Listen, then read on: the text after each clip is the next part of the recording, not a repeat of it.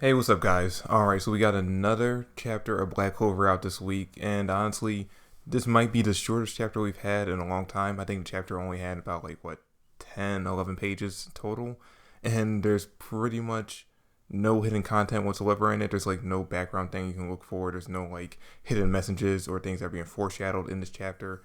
It's pretty much a straight read. You can get it done in about, 5 minutes at most. I think I probably read the chapter about 3 times in less than 10 minutes. So yeah, you can easily go through it because everything is just right there in front of you. There's, like I said, nothing hidden in the background, no hidden messages. At least none that I can see. If you picked up on anything that I don't mention in this chapter or review, let me know in the comment section down below. So we start off the chapter continuing to reveal that Joyce is actually alive right now, and it immediately is supposed to go right into a comedic moment where we see Yami basically reacting to Joyce being alive, kind of yelling at him about the fact that the two of them had their final moments together, and the fact that Julius passed on his determination and goals to Yami, and even though Yami was kind of reluctant to take it, he still accepted it and decided to push himself and actually work hard during this arc and basically solving the problems instead of actually, just being the kind of slacker that he usually is. And he's kind of pissed off about this, but even though we get this comedic moment where he's yelling at Julius about, about the fact that he should be dead, we do see at the end of it where Yami just walks away from him.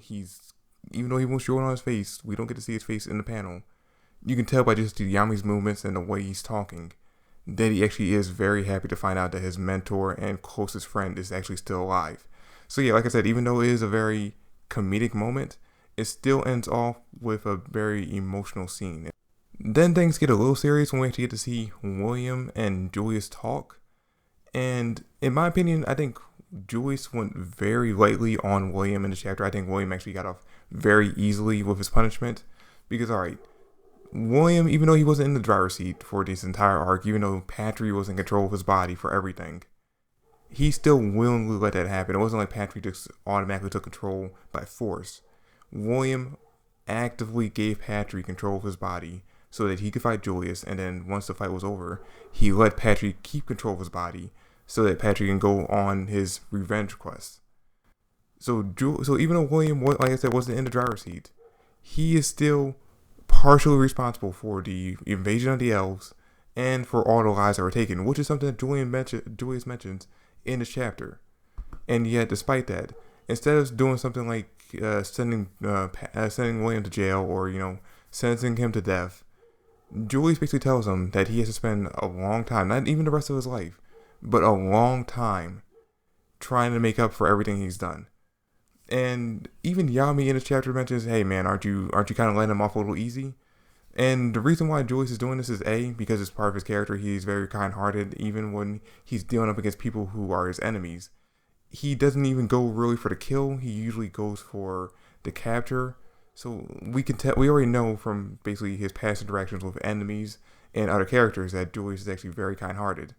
But at the same time, the reason why he's actually being so light on William's punishment is because of the fact that he actually blames himself for what happened.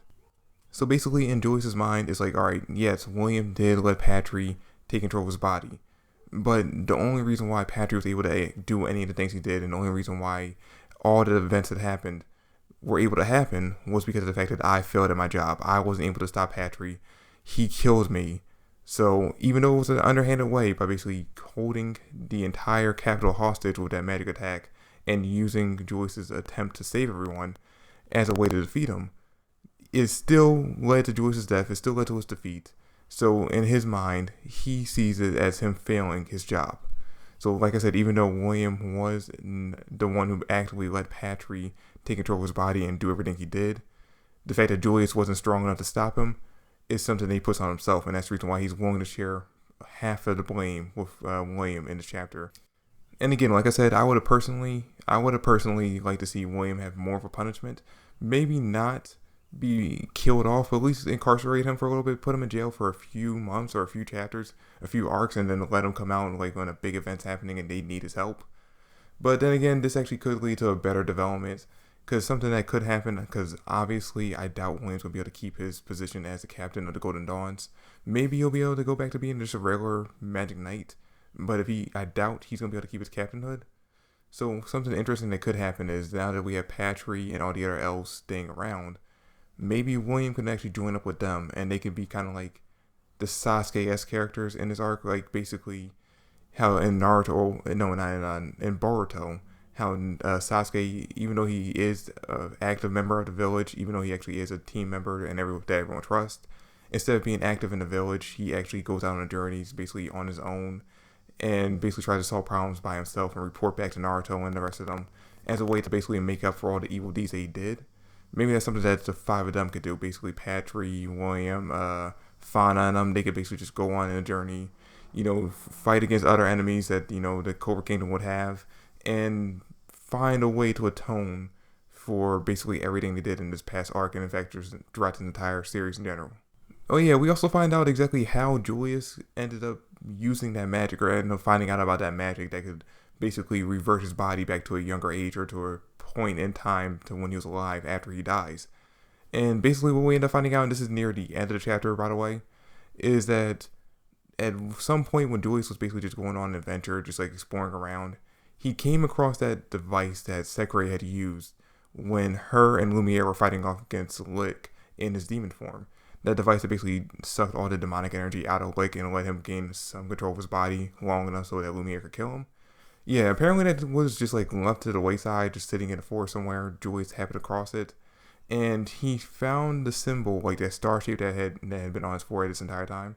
Apparently that was a symbol inside of the device, and Julius, once he figured out exactly what the device was used for, he took that symbol and got the idea that basically if he stores time and magical energy into that symbol on his forehead, that he could possibly revert his body back to a point where he was alive again in the event of his untimely death. Now, that is a lot of faith to put into a spell or an ability that you never tested out, but it ended up working out. So yeah, that's the reason why when we see him in the current chapters and when he actually died, that symbol disappeared on his forehead, and why it's not there now. There's also a quick comedic moment where we actually get to see Julius interact with Sekre, and for a moment there you think he might actually recognize the fact that she's Nero. But immediately when he's actually going to talk to her, he just kind of goes into his normal mode of being excited about meeting a new person and wondering exactly what kind of unique magic they have. Which, by the way, I guess Sekre actually does kind of have a unique magic. We haven't seen anyone, as far as I can remember, who has like a sealing type magic like she does. So, and the way that she actually uses it is very unique. She can do multiple things like stealing time, using sealing to heal people. So yeah, it actually probably would be interesting, or at least he would be interested in seeing exactly how she could actually use her magic. So there's a moment where Julius actually summons Asta, Noelle, Mimosa, and Sekre all to talk to him and Yami, which I'm still not certain after reading the chapter about 2 or 3 times.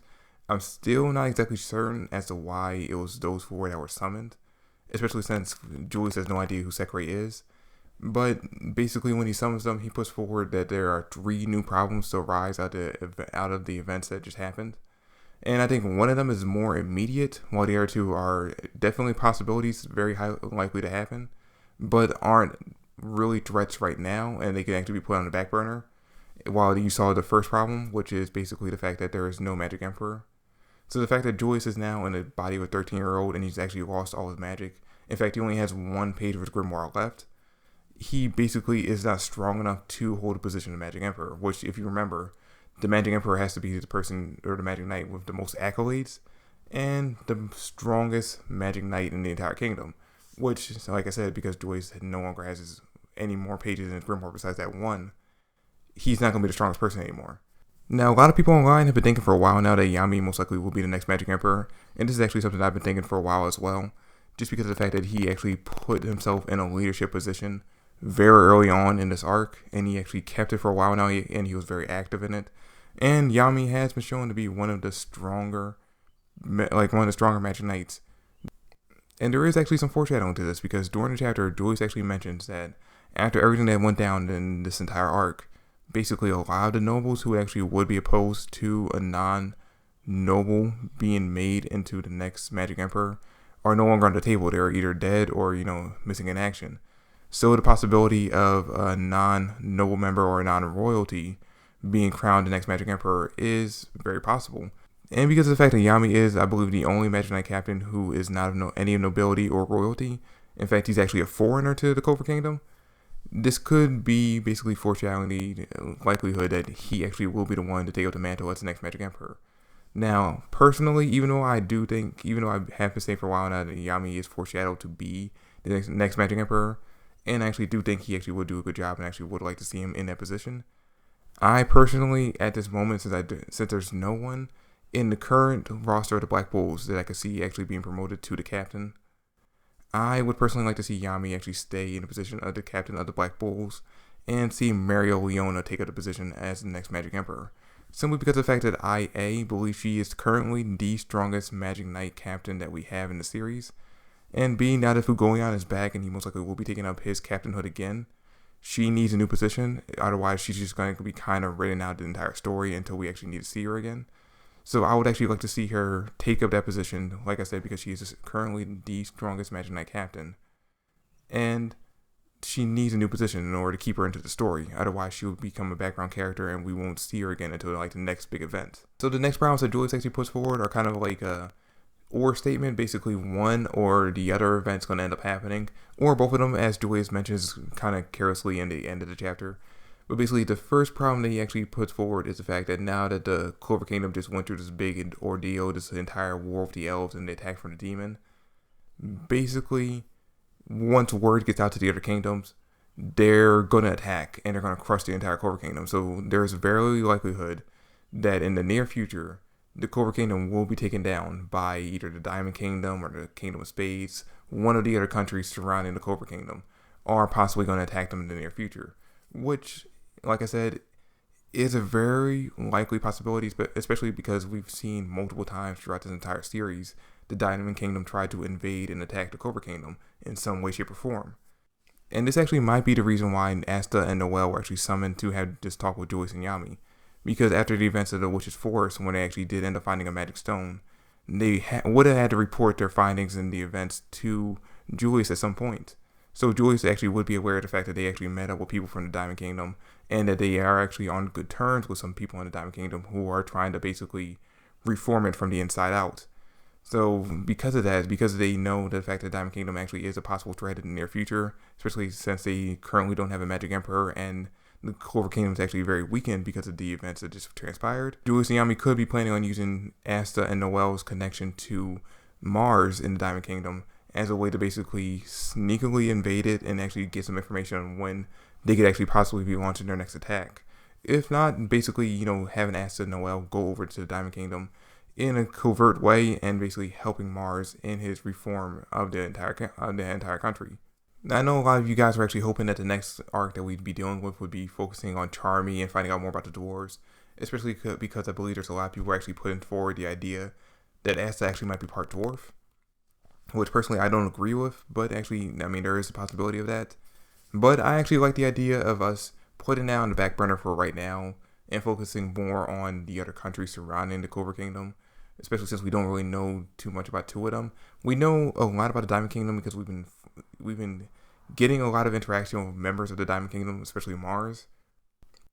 But we don't know about the other two kingdoms at all. So I'd actually like to see more information be brought up about them. And then get into stuff like the dwarves and finding out more information about the demons and stuff like that. And you know what? Speaking of demons, the other problem that Julius actually mentions in this chapter is the fact that basically there is a highly possibility of Asta dying. Now, I don't know where this information is coming from. There was no foreshadowing to this in this arc at all. There was no foreshadowing to this in this chapter. The only thing I can think of is that maybe Julius actually knows more about the demon inside Asta than he's put off in this entire series. So maybe he knows some kind of thing that the demon's actually slowly taking over his body, or that the demon is killing him slowly from the inside out. Or it could just be a possibility of the fact that based on past experience with Asta and past knowledge of Asta, Julius knows that Asta tends to, and this is actually very true, Asta tends to push his body to the absolute limit. And since he said there's a possibility of one or the other event happening, I think that basically when he says that the other countries will invade the Clover Kingdom, that basically he thinks that there's a possibility that Asta will push his body too far in defending the Clover Kingdom, and because of that he'll end up dying as a result. And like I said, it actually is a very likely possibility based off past events and past fights Asta's been in. He has always pushed his body way past his limits, and there are multiple occasions where Asta realistically should have died if it wasn't for the fact that he had backup, he probably would have died in a lot of those fights that he's been in. And I think the reason why Julius is actually bringing this up now is because of the fact that he wants Asta to train and get stronger. That way, in every fight that he goes into the future, he doesn't actually. And I think the reason why Julius is actually bringing this up now is because of the fact that he actually wants Asta to train to get stronger. That way, in the fights that he's going to have in the future, when it comes to like epic battles like the one he's been through, he doesn't always have to push his body to the absolute limit. He can actually fight on par with someone like Yami or Yuno without actually having to be supported by other characters. Because that's the major problem with Asta's character at this point. Every major fight he's been in, he's needed the support of other people. And if he didn't have those people there to support him, in a lot of the fights he's been in, he would have possibly died. So Asta does actually need to get stronger, and he does need to get a better grip on his abilities. But yeah, guys, that's pretty much it for the chapter. That's it for the review. Thanks for watching. I hope you enjoyed. If you did, drop me a like, subscribe to the channel. I would greatly appreciate it. Comment down below your thoughts and theories, and I'll catch you guys later. Peace.